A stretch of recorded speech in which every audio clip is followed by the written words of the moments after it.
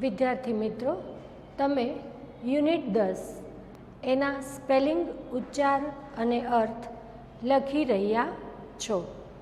હવે આગળ સ્પેલિંગ, ઉચ્ચાર, અર્થમાં લખવાનું છે, તો મારી સાથે નોટ અથવા ચોપડો અને બોલપેન લઈ અને તૈયાર થઈ જાઓ અને સ્પેલિંગ લખવાની આગળ શરૂઆત કરો. ગ્રેઇંગ હેર,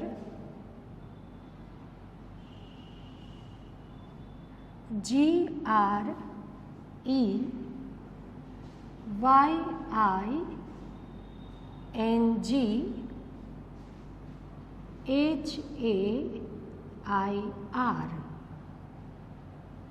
graying,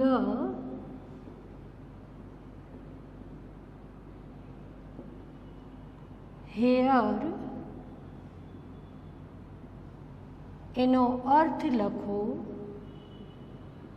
સફેદ થતા વાળ. બોલું છું સ્પેલિંગ. GREYING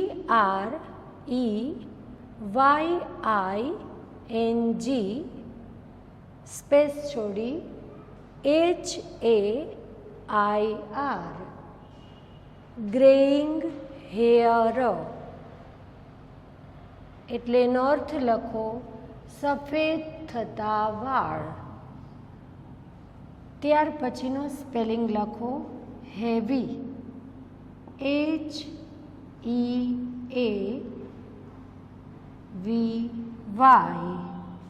heavy. અહીંયા એનો અર્થ થશે જાડું. એક અર્થ થાય છે વજનદાર. બંને અર્થ લખો. સ્પેલિંગ બોલું છું.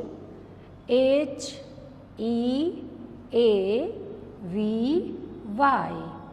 હેવી, જાડું અથવા વજનદાર.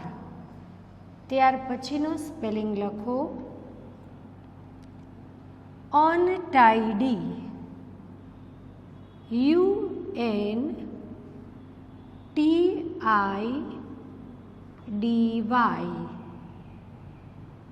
અનટાઈડી.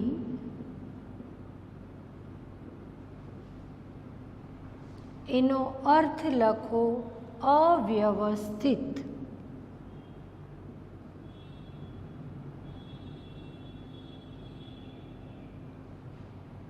સ્પેલિંગ ફરી પાછો જોઈ લ્યો. UNTIDY,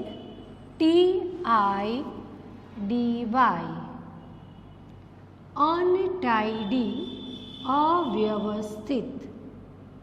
હવે અહીંયા ધ્યાન આપશો. TIDY, ટાઈડી, એનો અર્થ થાય છે વ્યવસ્થિત, સુઘડ, સારી રીતે ગોઠવેલું. અને આ એનો વિરોધી શબ્દ છે અનટાઈડી, અવ્યવસ્થિત, આડું અવળું આપણે જેને કહીએ. ત્યાર પછીનો સ્પેલિંગ લખો અટેન્શન, ATTENTION,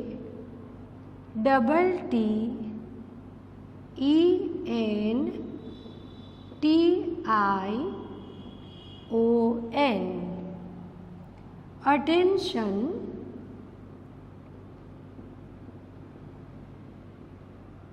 એનો અર્થ લખો ધ્યાન. સ્પેલિંગ બોલું છું. ATTENTION,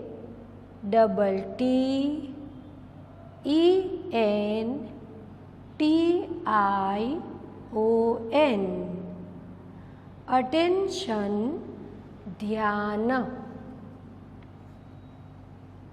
ત્યાર પછીનો સ્પેલિંગ ડિવાઇડેડ, DIVIDED,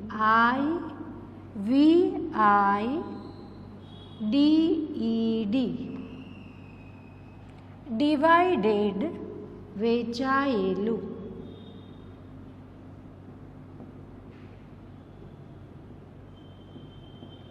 ડિવાઇડેડ, વેચાયેલું. ફરી સ્પેલિંગ બોલું છું. DIVIDED, VIDED, ડિવાઇડેડ વેચાયેલું. ત્યાર પછી ટુ ફોલો, ટુ TO અને ફોલો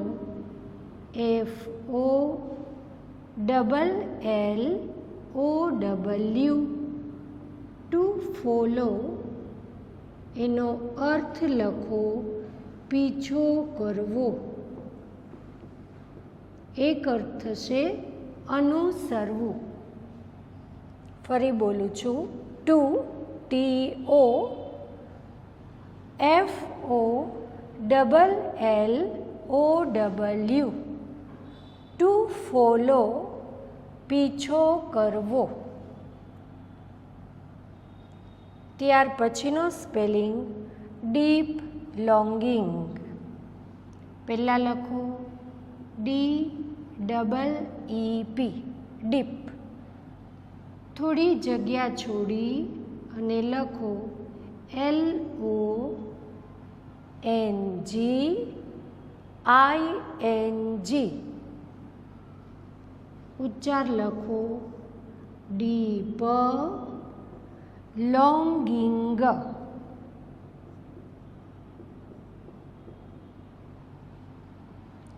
એટલે અર્થમાં લખો તીવ્ર લાલચ. અર્થ લખો તીવ્ર લાલચ.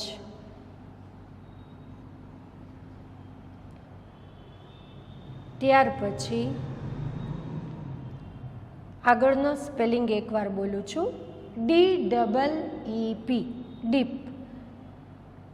LONGING, ડીપ લોંગિંગ, તીવ્ર લાલચ. પેલ, PALE, પેલ. એનો અર્થ લખો ફીકું. એનો એક અર્થ ઝાંખું એવો પણ થાય છે.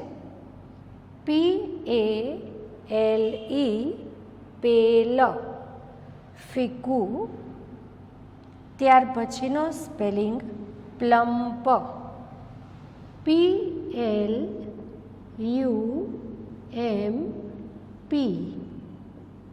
પ્લમ્પ, ભરાવદાર.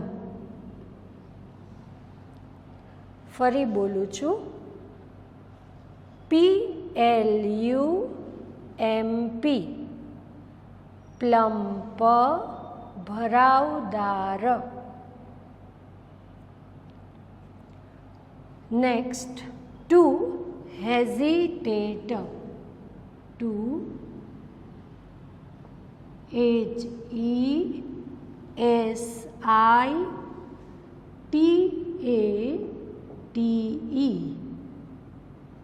ઉચ્ચાર લખો ટુ હેઝિટેટ.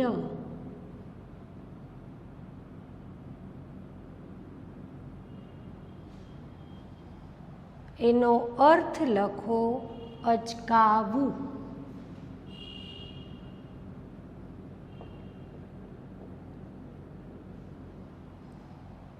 ફરી ટુ TO, હેઝિટેટ. એમાં HESITATE.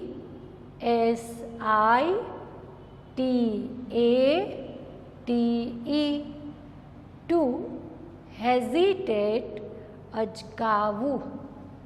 ત્યાર પછીનો સ્પેલિંગ ગ્રેટફુલ. GRATEFUL,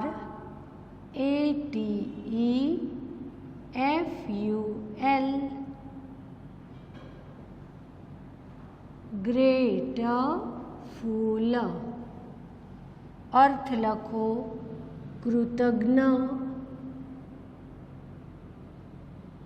એનો બીજો અર્થ લખવો હોય તો આભારી. GRATEFUL, GRATEFUL ગ્રેટફુલ કૃતજ્ઞ. નેક્સ્ટ ટુ સેલ્યુટ સલામ કરવી. TO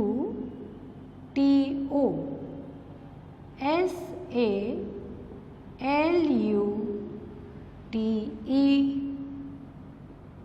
ટુ સેલ્યુટ સલામ કરવી.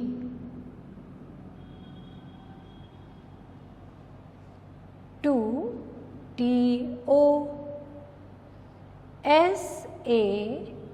SALUTE ટુ સેલ્યુટ સલામ કરવી. TO એક્સપેક્ટ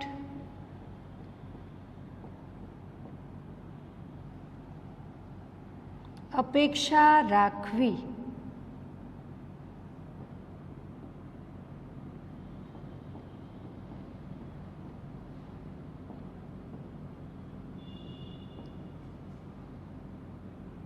સ્પેલિંગ બોલું છું. TO EXPECT ટુ એક્સપેક્ટ અપેક્ષા રાખવી.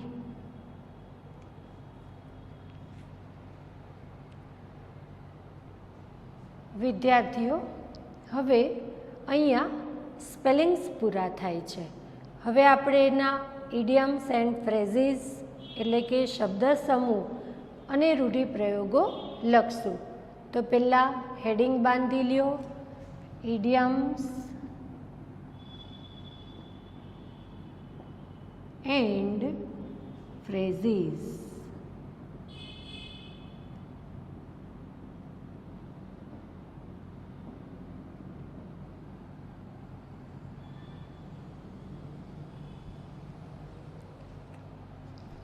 ઇડિયમ્સ એન્ડ ફ્રેઝીસ રૂઢિપ્રયોગો અને શબ્દ સમૂહો.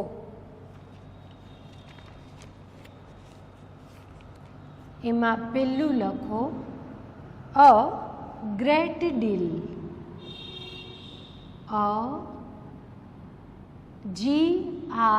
GREAT ગ્રેટ સ્પેસ છોડીને DEAL ઉચ્ચાર લખો અ ગ્રેટ ડીલ. એના બે અર્થ થશે. પહેલો લખો ખૂબ મહત્વનું અને બીજો અર્થ લખો ખૂબ પ્રમાણમાં.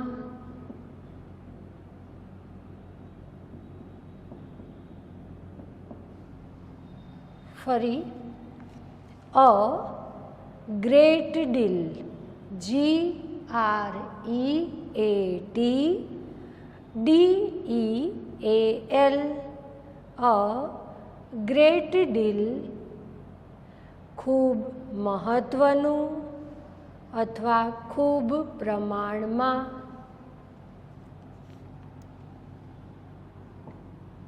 નેક્સ્ટ લખો two keep on.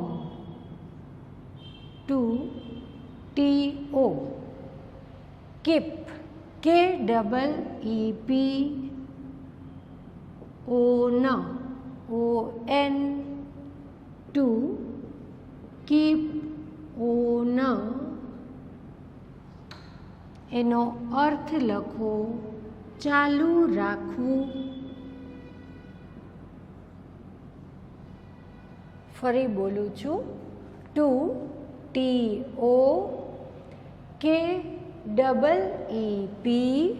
ON to keep on ચાલુ રાખવું. Next to be attracted by. પહેલાં લખો TO, ત્યાર પછી સ્પેસ છોડીને BE, થોડી સ્પેસ છોડી ATTRACTED, થોડી સ્પેસ છોડી BY, to be attracted by.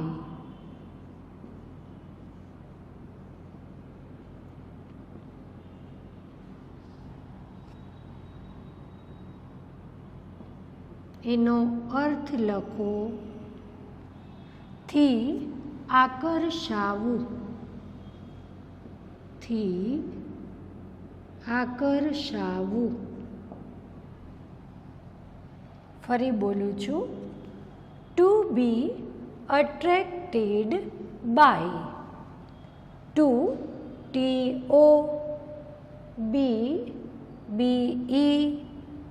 attracted, ATTRACTED,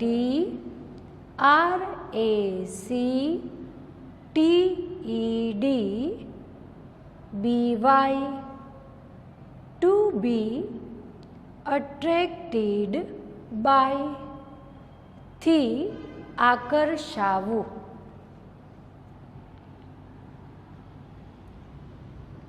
next, to feel a strong urge. સૌથી પહેલાં લખો ટુ, સ્પેસ છોડી ફીલ, FEEL, થોડી જગ્યા છોડી A, strong, STRONG, strong, urge, URGE. હવે એનો ઉચ્ચાર લખી લ્યો, to feel a strong urge.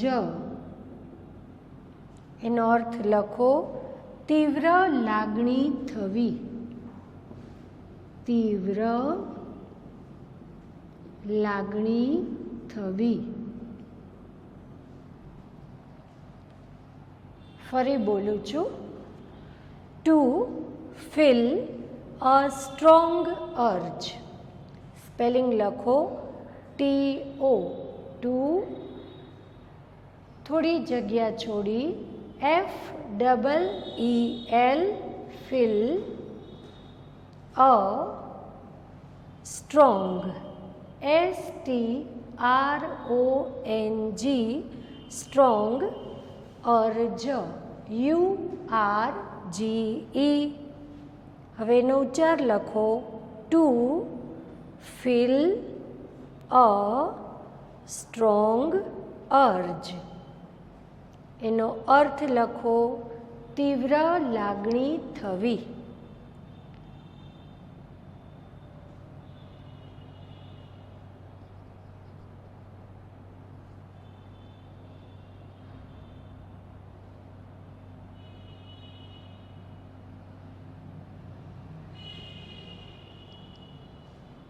વિદ્યાર્થીઓ, અહીંયા યુનિટ 10 એના સ્પેલિંગ ઉચ્ચાર અર્થ કમ્પ્લીટ થાય છે.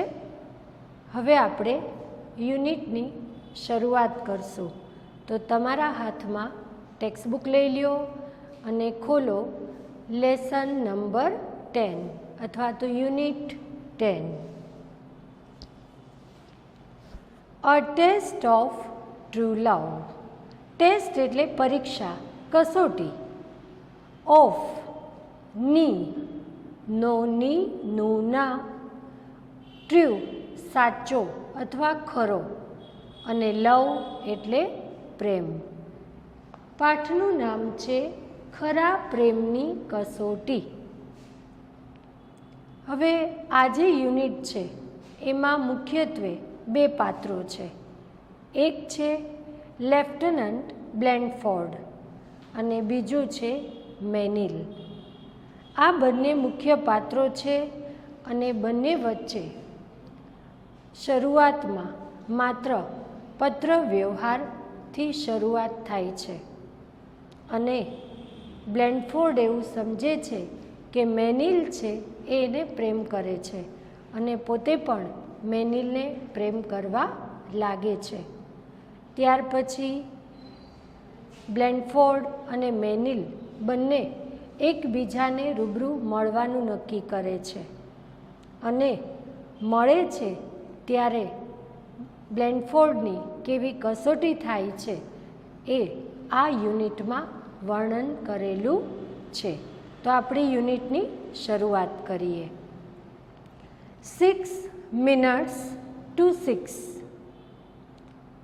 6 minutes એટલે 6 મિનિટ to 6 એટલે 6 વાગવામાં. 6 વાગવામાં 6 મિનિટની વાર હતી એટલે કે 6માં 6 મિનિટ ઓછી હતી. Sad the clock. ક્લોક એટલે ઘડિયાળ અને સેડ એટલે કહેવું, દર્શાવવું. Above the information desk. Information એટલે માહિતી અને ડેસ્ક એટલે અહીંયા વિભાગ. In New York grand central station. ભાષાંતર છેલ્લેથી શરૂ કરવું. ન્યૂયોર્કના ગ્રેન્ડ સેન્ટ્રલ સ્ટેશનના ઇન્ફોર્મેશન ડેસ્ક એટલે કે માહિતી વિભાગની ક્લોક એટલે ઘડિયાળ અને ઘડિયાળ ક્યાં હતી? અબવ માહિતી વિભાગ ઉપર જે ઘડિયાળ હતી એમાં 6માં 6 મિનિટની વાર હતી. આખું વિધાન બોલું છું. ન્યૂયોર્ક ગ્રેન્ડ સેન્ટ્રલ સ્ટેશનના માહિતી વિભાગની ઉપરની ઘડિયાળમાં 6 વાગવામાં 6 મિનિટની વાર હતી. A tall young lieutenant lifted his face. એક ઊંચો યુવાન લેફ્ટનન્ટે લિફ્ટેડ ઊંચો કર્યો હિઝ ફેસ પોતાનો ચહેરો, પોતાનું મોઢું. એક ઊંચા યુવાન લેફ્ટનન્ટે પોતાનું મોઢું, ચહેરો ઊંચો કર્યો. નેરોડ હિઝ આઈઝ. નેરોડ એટલે ઝીણી કરી, સંકોચી. પોતાની આંખો ઝીણી કરી. And noted the time. Noted એટલે જોયો, નોંધ કરી અને સમય જોયો. આખું વિધાનનું ગુજરાતી ફરી કરું છું. એક યુવાન ઊંચા લેફ્ટનન્ટે પોતાનો ચહેરો ઊંચો કર્યો, આંખોને ઝીણી કરી અને સમય જોયો. His heart was beating fast. His heart તેનું હૃદય was beating fast ઝડપથી ધબકી રહ્યું હતું. લેફ્ટનન્ટનું હૃદય છે એ ઝડપથી ધબકી રહ્યું હતું કારણ કે પોતે જેને માત્ર પત્રથી જ ઓળખતો હતો એવી એની પ્રેમિકા મેનિલને આજે પહેલીવાર રૂબરૂ જોવાનો હતો અને હવે માત્ર 6 જ મિનિટની વાર હતી એટલે એનું હૃદય છે એ ઝડપથી ધબકી રહ્યું હતું. ઇન 6 મિનિટ્સ 6 મિનિટમાં he was going to see the woman. He was going to C. Going to C એટલે મળવાનો હતો. ધ વુમન એ સ્ત્રીને. વુ કે જે. Had been in his thoughts. Had been in his thoughts તેના વિચારોમાં હતી. For the past 13 months past એટલે છેલ્લા અને 13 months એટલે 13 મહિનાથી. 6 મિનિટમાં તે એ સ્ત્રીને મળવાનો હતો કે જે છેલ્લા 13 મહિનાથી તેના વિચારોમાં હતી. હજી એ ક્યારેય એને રૂબરૂ મળ્યો નહોતો, પણ માત્ર એના વિચારોમાં એ સ્ત્રી હતી. ફરી કહું છું, ઇન 6 minutes, 6 મિનિટમાં he was going to C. Going to C એટલે મળવાનો હતો.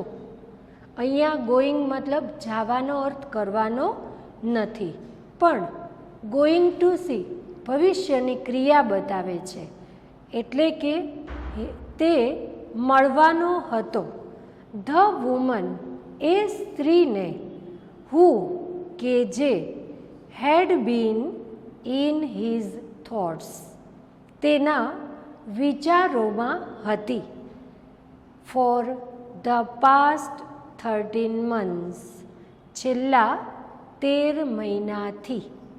તો આખું વિધાન થશે, 6 મિનિટમાં તે એ સ્ત્રીને મળવાનો હતો કે જે છેલ્લા 13 મહિનાથી તેના વિચારોમાં, તેની કલ્પનાઓમાં હતી.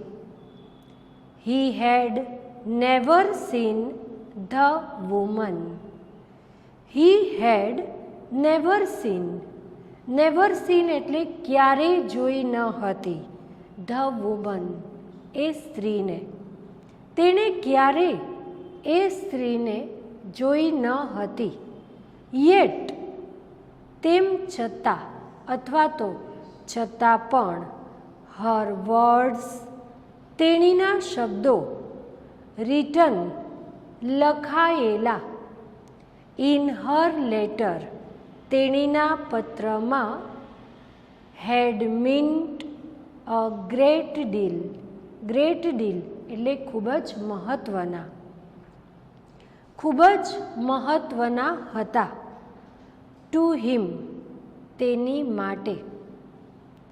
બ્લેનફોર્ડ છે, તેણે ક્યારેય એ સ્ત્રીને જોઈ ન હતી, પણ તેણીના પત્રમાં તેણીએ જે શબ્દો લખેલા હતા એ બ્લેનફોર્ડ માટે ખૂબ જ મહત્ત્વના હતા.